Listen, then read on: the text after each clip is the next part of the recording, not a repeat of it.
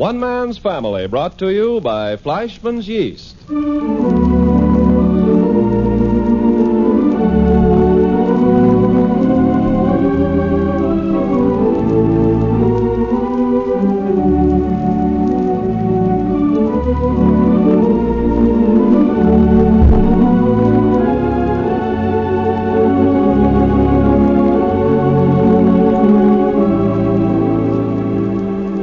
One Man's Family is dedicated to the mothers and fathers of the younger generation and to their bewildering offspring. Tonight we present Chapter 6, Book 47, entitled Further Preparations for Claudia's Departure.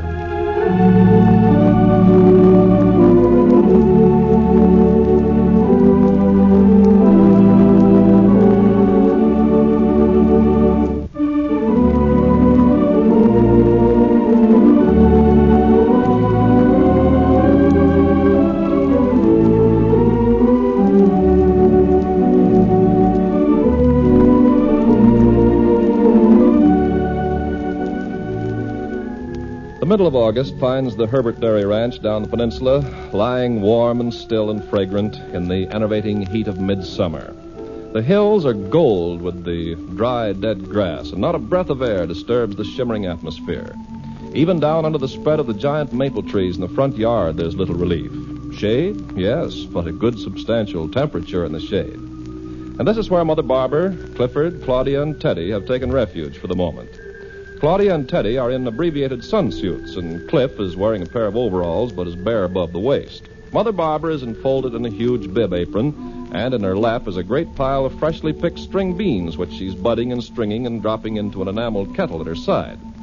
At her side also is a basket of corn just out of the garden and still in its husks. Also a pile of a half a dozen smooth, yellow-skinned Crenshaw melons. Goodness, this looks more like the year of plenty than the day of food shortages. Yeah, man. This is what it means to live on a ranch. Are those the last of the Crenshaw melons, Clifford? Oh, don't be silly, Mom. They're just getting a good start. Right, Teddy? Oh, yes. I was out in the melon patch this morning. The vines are loaded.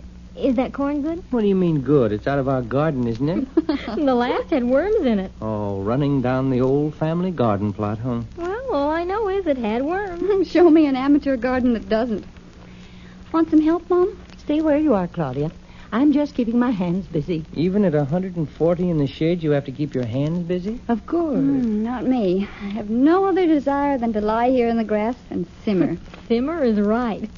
If we had the energy, what we should do is go down to the creek and loll in the pool. Someone would carry me down there. I'd love it. I won't carry you down to the pool, but I'd be happy to turn the hose on you. Oh, don't you dare.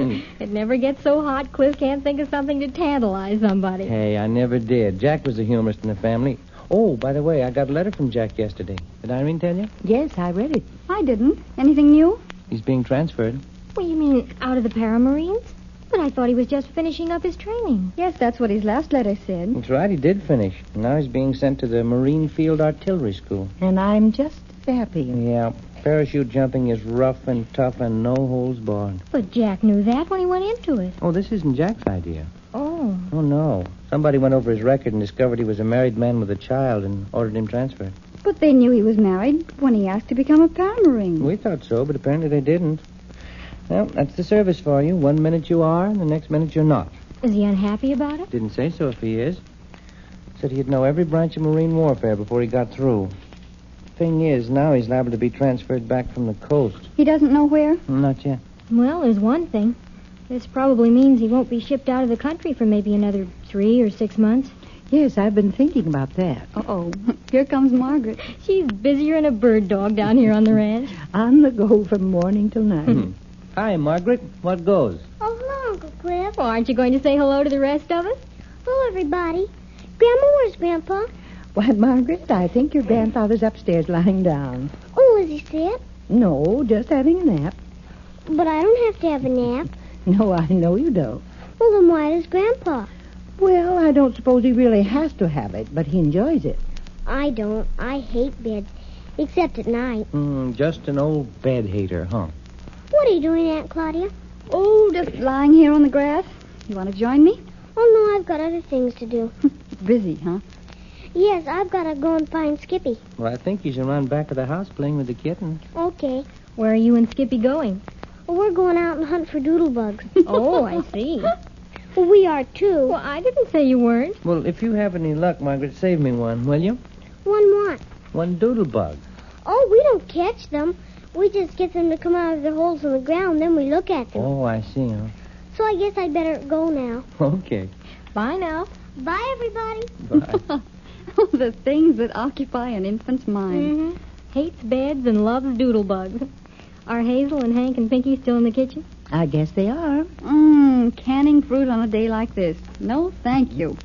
Well, it's just as Hazel said. Both the blackberries and plums were dead ripe, and to lose a whole lot of them, they weren't put up immediately. I was in the kitchen a while ago and asked if I could help, but nobody seemed to want me. What are Hank and Pink doing? They're helping Hazel. Oh, I bet they love that. Well, they were doing a lot of grousing, but they were also being quite a lot of help. It's Hazel's theory that every child should know the first principles of canning fruit and vegetables and making jelly. And she's teaching them, huh? Yes. It's not so funny either. For a long time now, the younger generation have been eating out of jars and cans without the slightest knowledge of what went into preparing them. There's no kidding about that. And now the war is causing food shortages. What better opportunity to teach the newer generation the art of preserving and canning? You're right, of course, Mom. But boy, would I hate to have a couple of adolescent amateur cooks messing around in my kitchen. You mean fruit syrup on the floor and burned sugar on the stove? Not to mention a little blackberry juice on the ceiling. Well, I think it's a good idea that Irene and Betty drove into Palo Alto this afternoon. You mean for Irene's peace of mind? Nonsense. You know Hazel's way of working in a kitchen better than that. Hazel's, yes, but not Hank and Pinky's. I shudder to think of it. Did Joan drive into Palo Alto with Irene and Betty? I don't know what for, but she insisted she would go. Maybe she thought she might get rung in on the jelly making, too. I hadn't thought of that. Oh, so you're definitely going to leave us on the 29th, Claude. What do you mean, leave you? I'm going to Washington, if that's what you mean. Isn't that leaving us? But you make it sound so final. I'm going away for a little while, naturally. That doesn't mean anything. Doesn't it? What do you mean by that? Yes, explain yourself, Clifford. Well, as a matter of fact, it was Teddy here who put the idea into my head. Hey, Cliff. What idea? What are you talking about? Oh, it wasn't an idea. It was just a feeling I had. I didn't know you were going to talk about it, Cliff. Well, neither did I. I mean, until just this moment, it just slipped out. Well, for goodness sakes, let's have it. It was just that I suggested that maybe this trip of yours wasn't the casual going away everyone was pretending. Teddy, what do you mean? I don't know. It's just as I told Cliff. It's only a hunch. But, well, so many things are happening in the world. I mean, so many changes. Everything and everybody seems to be shifting and readjusting. Well, why shouldn't there be readjustments in the Barbour family as well as elsewhere? That's a queer thing to say. But I don't want any readjustment. But Mother Barbour... Well, I don't. I want things just as they've always been. But there have been changes already, Mother Barbour. Nonsense. Yes, there have been, Mom. Nicky's going away and disrupting our branch of the family. Jack's army life ruining all what he and Betty had been building together. But they'll be back. They're coming back. But when? But Claudia, are you saying that you may not be coming back either? Of course not. I haven't said any such thing. And I haven't thought any such thing. Oh, no, Mom. That was just Teddy's feeling. Oh, I'm sorry I ever brought it up. I suppose it's just me in one of my more morbid moments. Oh, I'm sure it must be, Teddy. I'm sure you didn't get any such feeling from me. Of course not. Oh, you leaving us, Mom? Well, I'm going up to see if your father isn't awake. Oh, here, pour the rest of those beans out of your apron into the basket. Yes. There, that's it. I'll string the rest of them. If you wish. Mother Barbour, please don't be upset. It was just silly of me. Well, you're quite right, Teddy. A change has come over the world. A change has come over all of us. How could the Barbours not be affected by what's going on all about it? Oh, Mom. Oh, I know it's here. But I don't want it. I'm trying to reject it in my own mind. I don't want change. I'm too old. It makes me lonely and sad and tired. Oh, please, I don't want to make a scene. I want to go up to your father. I'll come with you. No, please. I'd rather go alone. Doggone. I could kick myself for having started all this. Oh, don't be silly, Teddy. I was the one who brought it up. Look, you two. I don't get all this. I'm leaving on the 29th of August, intending to be away 6 months, 6 weeks, or 2 months. What's all this talk about permanent changes? I didn't say that. Well, what did you say? Just that I had the feeling this trip was a lot more important than anyone pretended. Well, I don't know what you mean. It's important to me because I'm going to see Nicky again after almost a year. I'm going to see him and stay with him just as long as possible. Beyond that, it's just another trip. Sure, I know. And if you're hinting at accidents or anything like that... Oh, no, Claudia. Well, I don't know what else you could mean. Hope you won't say anything more to upset Mom and Dad. Of course not. Don't blame Teddy, Claude. She wouldn't have said anything in the first place if I hadn't started it. I was just... Hi. May I join you? Oh, hello, Hank. Oh. How's the old jelly kid? You ain't wolfing, Uncle Cliff. Boy, did I stick up the place. Jelly all over everything. Well, you look pretty clean now. Did you just come out of the kitchen? Yeah, but you should have seen me before I took off my apron. Oh, you had to wear an apron? Yeah, and a good thing, too. The way things spluttered and splattered all over the place. Well, you know what I did? What did you do? I preserved 10 glasses of plum preserves, all by myself. Preserves, Hank. Yeah, 10 glasses of preserves, all by myself. Well, not preserves, Hank. Preserves. Well, they sure are sticky. Ooh-wee. Are you all finished? Yeah, I am. Pinky's still in there making some crab apple and raspberry jelly. He's having a heck of a time. Well, he has my sympathy. What you mean is Hazel's really making it and Pinky's helping. No, sir. We have to do it ourselves. Mom stands right there and sees that we do it right, but we have to do it. Remind me not to eat any of Hazel's preserves and jellies this winter. That's okay by me. That'll leave that much more for the rest of us. Well, how come you finished up before Pinky? There wasn't enough space on the stove for us both to cook at the same time, so we drew straws and I got to do mine first. Now you're all through? Except for when my preserves get cool, I got to put some melted paraffin on top. Oh, seal them up, huh? Yeah. Well, I'm going to go get in my swim trunks. Well, that's a good idea. Why don't you? I am. As soon as Pinky finishes up in the kitchen, we're going down and have ourselves a swim. All right, Pinky, wash up your dishes. But, Mom, you just told me to keep an eye on the juice. It's boiling like the dickens. Well, don't let it boil too hard. Turn the fire down a little. Oh, okay. That's it. Now the dishes. But how can a person do 2 or 3 things at once? Well, that's the test of a good cook, to be able to take care of everything as it comes along. Oh, try the juice, Pinky, just to be sure that it isn't sticking to your pan or thickening up too fast, and then come over here to the sink. Yeah. No, the juice just drips off the spoon. Good. Then you can leave it for a moment. Here, I have a sink full of nice sudsy water for you. But I could wash everything up all together afterwards, Mom. No. Always keep your dishes washed up as you use them. That way you will always have a clean kitchen. Okay. Washing up is the worst part about being in the kitchen. It's 10 times as hard if you let your cooking utensils accumulate. You kind of enjoy working with the fruit, though, don't you? Oh, I guess so. You guess so. Yeah, except for one thing. Is that so? What's that? Well, for gosh sakes, Mom, who wants to be a cook anyway? Oh, you think it isn't becoming to a boy, is that it? Yeah, sissy stuff. Here's a clean towel to dry your dishes. Yeah. Pinky, don't you know that the greatest chefs in the world are men, and that a great many men are fine amateur cooks? It's their hobby. Better test your jelly again. Oh, yeah. You see what I mean about doing 2 or 3 things at once? That's just a matter of habit, Pinky. Having your wits about you. I remembered it. Oh, that's because you're smart. Oh, no. It's training, that's all. That's what I'm trying to do for you boys. Get your minds working in the right way. Uh-huh. How's it look? Well, it still just drips off the spoon, but it's getting thicker. Uh-huh. Let it run off the side of your spoon. That's it. What's that for? Well, when the juice and the sugar have boiled down sufficiently to gel, the juice won't just drip off the spoon. It'll separate into 2 drips and then kind of flake off. Oh, you mean drop off in gobs? Uh-huh. Something like that. By the time I'm old enough to leave home, I sure am going to make somebody a good wife. Do I hear a trace of bitterness? I'll ask some girl to marry me, and she'll ask what I can do, and I'll have to say, well, I sure make a swell crab apple and raspberry jelly. Look at me in an apron, standing over a hot stove all day.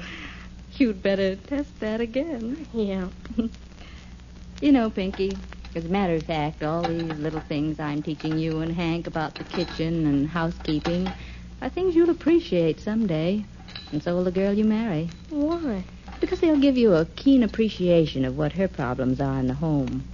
You'll be a better companion and helpmate. you'll have just that much more in common. Watching your jelly? Yeah, it's okay. Besides, lots of girls don't know as much about housekeeping these days as they should.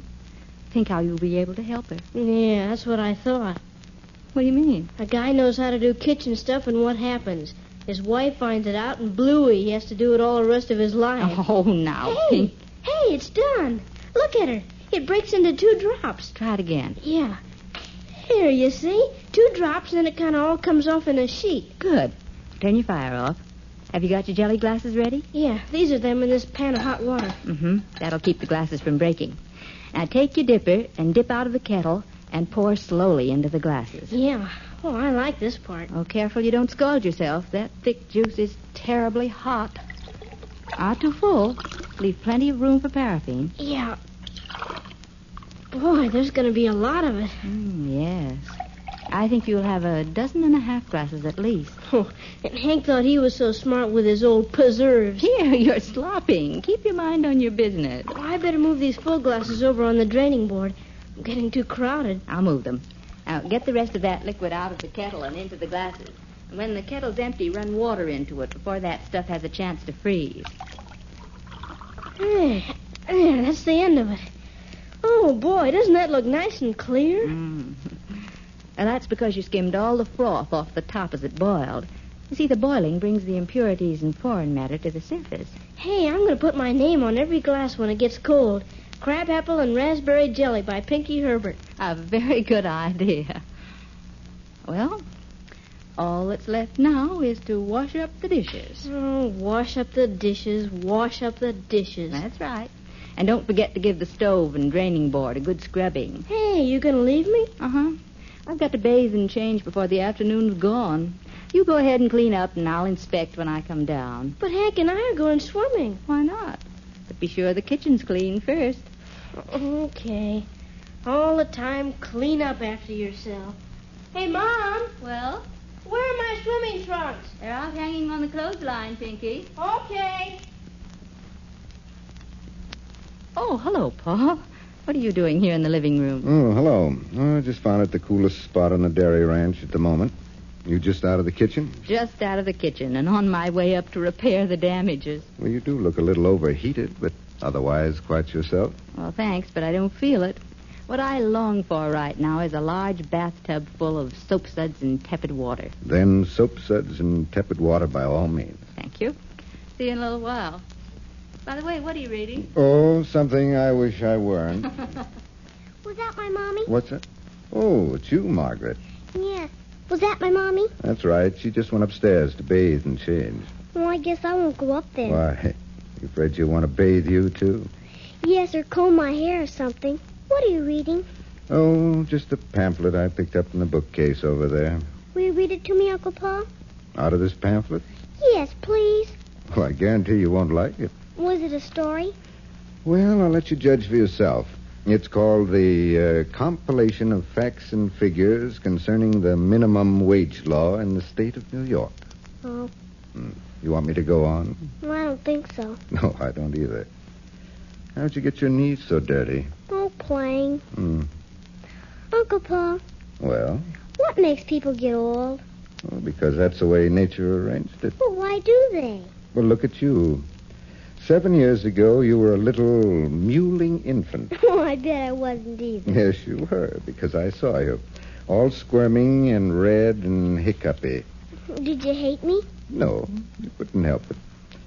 Now see what nature's done for you. Here you are, 7 years old and a pretty nice little girl. But I'm not old. No, but you want to grow up, don't you? And get married? Well, yes, I guess that's part of it. Do you think I'll ever be as old as Grandpa? I wouldn't be at all surprised. And will I have to take naps in the afternoon again like when I was little? Only if you want to. Why? Oh, Grandpa does. Oh, just once in a while when it feels like it. But I wouldn't worry about growing old for a while yet if I were you. Why? Because you're going to be young for an awful long time yet. Uh-huh. I'm going to school this year. I'm not surprised. Just like Hank and Pinky. I think you'll like it. I already know something. Good.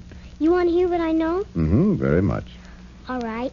A, B, C, D, E, F, G, H, I, J, K, L, M, N, O, P, Q, R, S, T, U, V, W, X, Y, Z. That's the alphabet. I thought I recognized it. And 1 times 1 is 1, and 2 times 1 is 2, and 2 times 2 is 4, and 2 times 3 is 6. That's multiplying. You do have a fund of information at that, don't you? And CAT spells cat, and DOG spells dog. Oh, Margaret, is that you downstairs? That's your mother. She wants me to take a bath, I bet. Paul, didn't I hear Margaret down there? You better answer. Okay. Yes, Mommy, it's me. I thought so. Will you come up here, please? What for, Mommy? I'll give you one guess. But I don't need a bath. I'm clean. Well, you come up and we'll have an inspection. See about that. Well, couldn't you trust me? Come on now. Let's get it over with so we can have the rest of the afternoon to ourselves. You better run along. Will you wait here for me? I'll probably be right here when you get back. Okay. Don't forget, I'll hurry as fast as I can. It's a promise. Minimum wage law in New York State. Hello! Is Paul Barbour anywhere on the premises? Here in the living room, Dan. So, I've run you to the ground at last. Say, what's this business of holding up inside on a fine day like this? Well, I just thought it was cooler in here. No, not now. There's a breeze stirring up down into the maples. Was that so? Well, shall we go out and... Not yet. Do you mind? No. I thought... I just want to have a word with you, and then we'll go out. Well, why not? Paul, my lad, I think I'm making progress with Hazel. Well, my congratulations, Dan. Not so fast. I said I think I'm making headway. I want to tell you what happened and see whether you think I'm unduly optimistic. But I should think you'd be better able to tell. 1 minute I think I'm practically engaged to the girl, and the next I have my doubts whether I'll ever get a yes from her. Well, I certainly don't know. No, but answer me this. If she has gone so far as to discuss with me whether, in case of our marriage, the children should go to school in the city or the country... She did that? She did, less than a week ago. And since that time, Paul, I've been between the heights of glory and the depths of apprehension. And what am I supposed to do? Well, tell me, do you think I'm a fool to build up my hopes? Well, I'll say this. I think Hazel's being just as honest with you as she knows how. Honest with you and honest with herself. I have no doubt of it. Oh, I've never doubted that. Nevertheless, I do think any man's a fool to build all his hopes on a woman's emotions. You think that? Honestly? Yes. Once you've got Hazel to say definitely she'll marry you, then you can start building your castles. But until she's decided, I'd suggest you keep your fingers crossed. Then you don't think the discussion about the children's schooling... Well, it may have meant something. Again, it may have been nothing more than a feeler to see how you'd react. You're quite right, of course. How about putting it up to her squarely? Insist she give you an answer. Oh, I wouldn't dare. I'd lose her entirely. Well, you really haven't much faith in yourself, have you, Dan? It isn't that, Paul. It's simply that she will not be forced. If I'm willing to wait until she's sure she's doing the right thing for herself and the children, well, then I have a chance. If I'm not willing to wait, then the answer's no, and I'm lost forever. I see. I'm not a patient man, Paul. I wish I were more so. A woman can be very trying. She can that. Oh, well, what's not worth waiting for is not worth having, I've been told. At least you're trying to be philosophic. I can see that. Philosophy in my old hat. I wasn't made for it, Paul. At least once a week I go out behind the barn and kick something hard. You're liable to get a bruised toe doing that. Bruised toe, bruised spirit, what's the difference? At least it gives me something to swear about. Swear? Yes, and I do a pretty good job, too, for a man who's never learned to swear. A darn good job, if you don't mind my bragging about myself.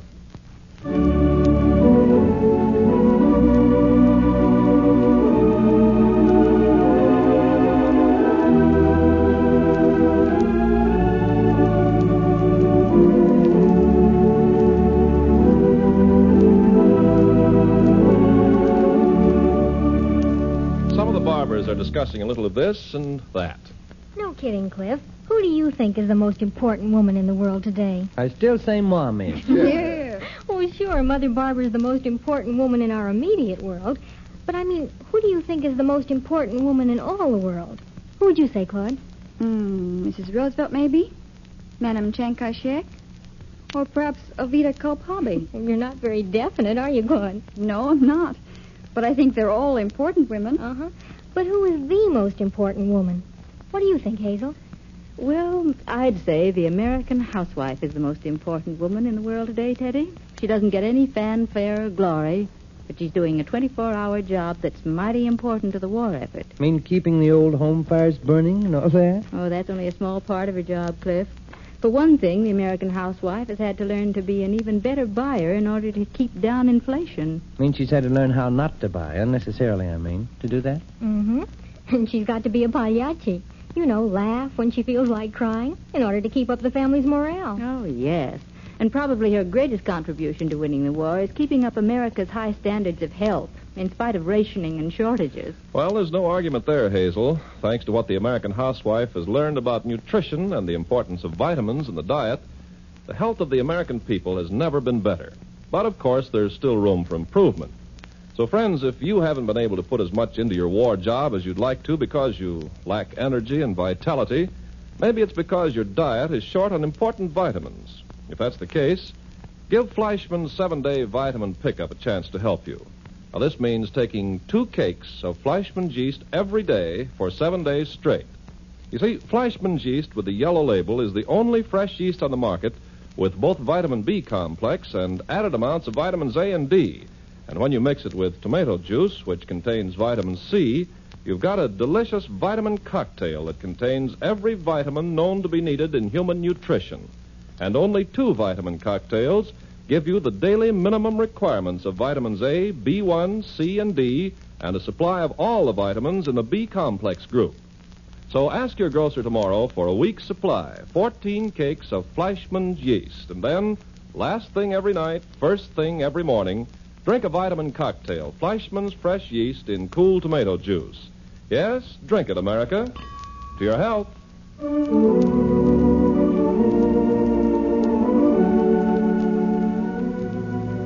You have just heard Chapter 6, Book 47 of One Man's Family, written and produced by Carlton E. Morse for the makers of Fleischmann's Yeast. Chapter 8, entitled Incident on the San Francisco Golden Gate Bridge, will come to you next week at this same hour.